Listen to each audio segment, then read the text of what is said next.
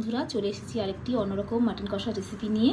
তার জন্য আমাদের লাগছে 3টে পেঁয়াজ, একটা রসুন, এক টুকরো আদা আর মিট মশলা।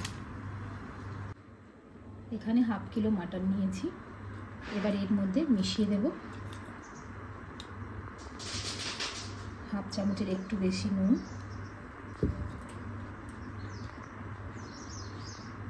হাফ চামচের একটু বেশি হলুদ গুঁড়ো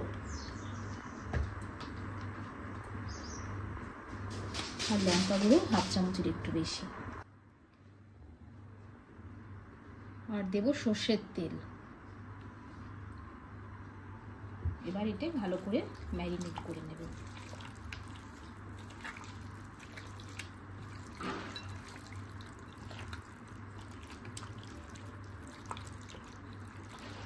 এটার মধ্যে ভালো করে যেন মশলাগুলো ঢুকে যায়, তাই 40 মিনিটের জন্য ঢাকা দিয়ে এখন রেখে দেব। চলে এসেছি বন্ধুরা আমরা 40 মিনিট পরে। আজকে আমি রেসিপিটি বানাবো এই একটি হাঁড়ির মধ্যে। এখানে আমি সিলভারের হাঁড়ি নিয়েছি, 500 গ্রাম মাংস আছে, তাই জন্য এরকম ছোট একটা হাঁড়ি নিয়েছি। জ্বালিয়ে নেব।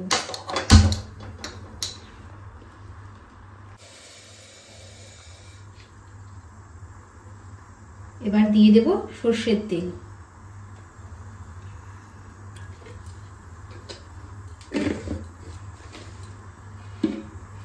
এখানে আমি ছোট ছোট টুকরো করে কেটে রেখেছি তেজপাতা, ওটাই দিয়ে দেব। আর দিয়ে দেব পেঁয়াজ কুচি। গ্যাসটা মিডিয়াম করে পেঁয়াজগুলো ভেজে নেব।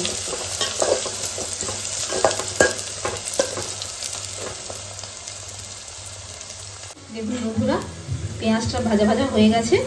এখন এর মধ্যে দিয়ে দেব আদা রসুন বাটা।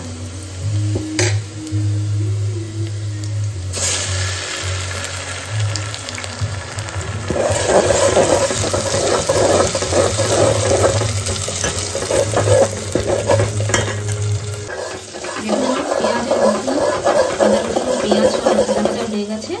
এখন এর মধ্যে দিয়ে দেবো ম্যারিনেট করা মাটন।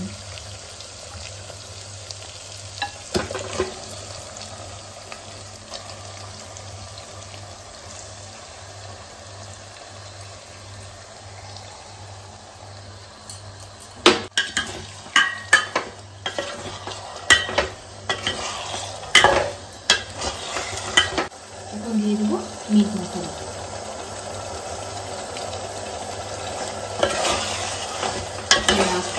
করে নাড়াচাড়া করে অল্প আছে মাংসটা বানিয়ে নেব।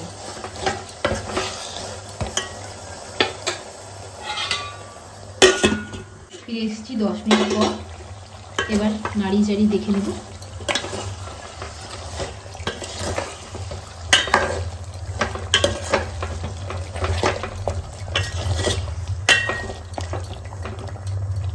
আবারও ঢেকে দেব।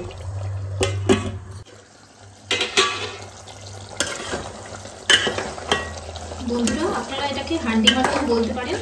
আমি আসলে বলিনি হান্ডি মাটন, কারণ হান্ডি মাটনটা সাধারণত মাটির হাঁড়িতেই তৈরি করা হয়, আর আমি এখানে সিলভারের হাঁড়িতে তৈরি করেছি, সেই কারণে আমি এটা বলিনি।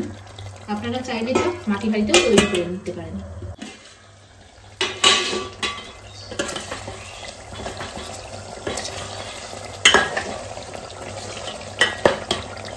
বন্ধুরা, মাটনটা আমাদের তৈরি হয়ে গেছে। এখন এর মধ্যে দিয়ে দেব 1 চামচ গরম মশলার গুঁড়ো। আর মাটনটা খুব তাড়াতাড়ি তৈরি হয়ে গেছে, কারণ এটা আমি হাঁড়িতে ঢাকা দিয়ে বানিয়েছি তো। এবার গ্যাসটা বন্ধ করে আমি ঢেকে রেখে দেব।